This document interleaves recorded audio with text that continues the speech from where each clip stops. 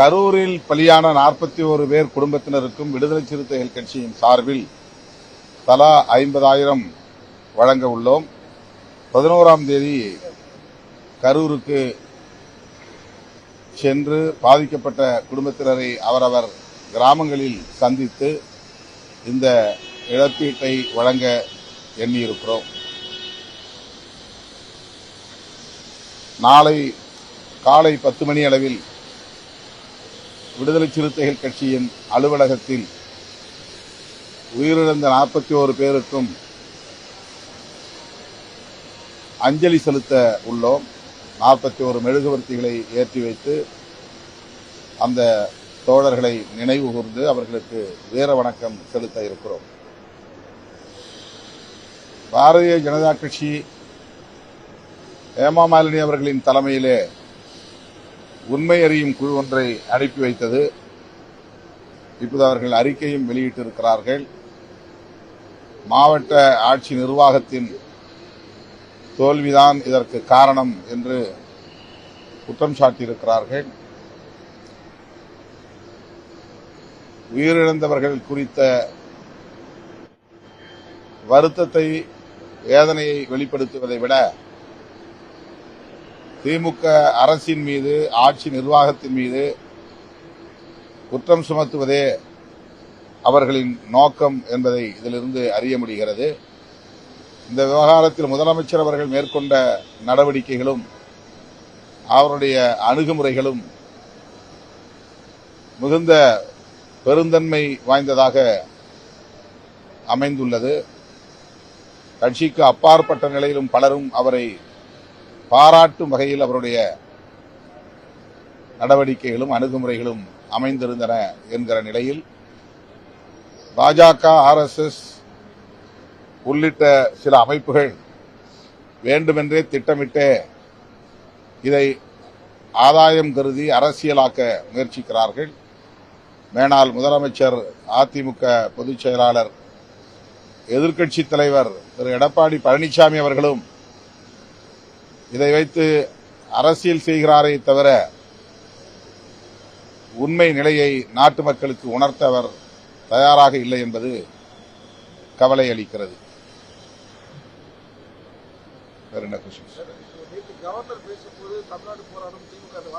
ஆளுநரின் கூற்று அதிர்ச்சியடையக்கூடிய ஒன்று அல்ல. அவர் திரும்ப திரும்ப இப்படியே பேசி வருகிறார். இது வழக்கமான ஒன்றுதான், வாடிக்கையான ஒன்றுதான். நீதிமன்றமே அவரை கண்டிக்கும் அளவுக்கு அவர் அதிகார வரம்புகளை மீறி தொடர்ந்து செயல்பட்டு வருகிறார். தமிழ்நாடு முதலமைச்சர் அவர்கள் ஆளுநருக்கு உரிய பதிலடி கொடுத்திருக்கிறார். இனிமேலாவது அவர் இதுபோன்று அரசியல் பேசுவதை கைவிடுவார் என்று நம்புகிறேன்.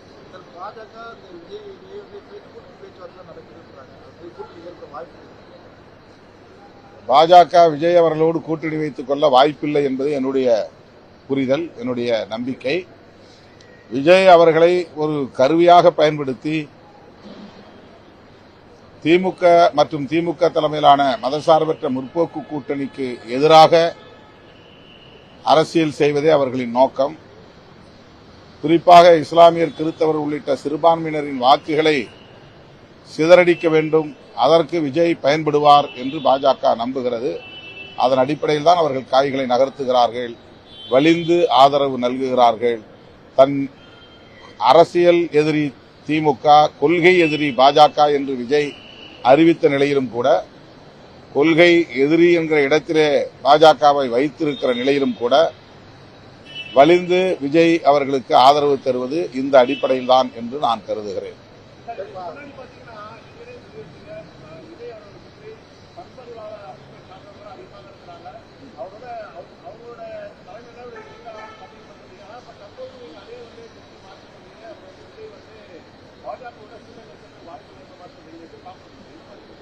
இது ரெண்டும் ஒன்றும் முரண்பாடு கிடையாது. அவங்க கூட இருக்கிறவங்க எல்லாம் பாஜக, RSS காரர்கள்.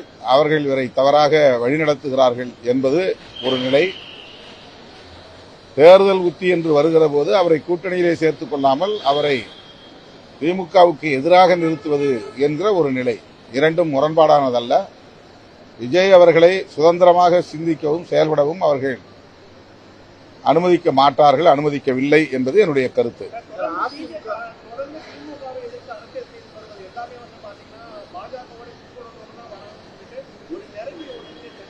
நேரட்டிவ்லாம் இல்லை, அதுதான் உண்மை.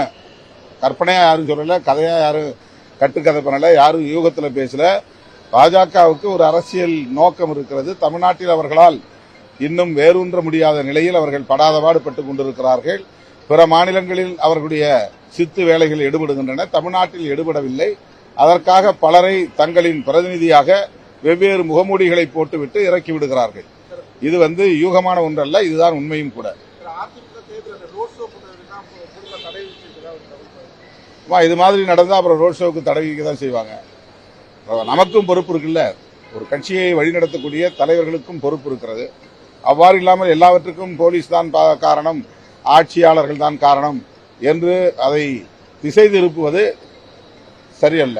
இன்றைக்கு நீதிமன்றங்கள் இவற்றை எல்லாம் கவனித்துக் கொண்டிருக்கின்றன. அவர்கள் உரிய நடவடிக்கை எடுத்து வருகிறார்கள்.